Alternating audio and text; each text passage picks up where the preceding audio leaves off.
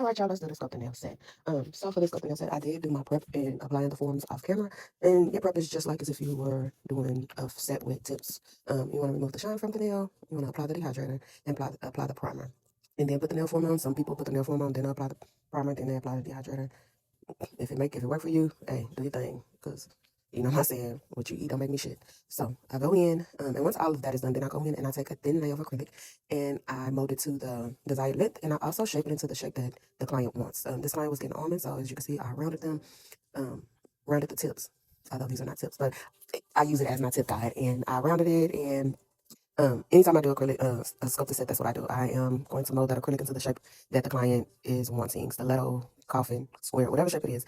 Nail forms are not my favorite thing to do, but I get them done each and every time, and I slay them. Okay, let's just start them that dry, that thin layer of acrylic. I let them dry, then I go in and I remove the forms. I do not let the forms stay on there too long, just because I've run into the problem of them like semi getting stuck to the client hands. So I try to get them removed as fast as possible. So, but once the forms are removed, I then go back in and lay the acrylic along the tip, build my apex.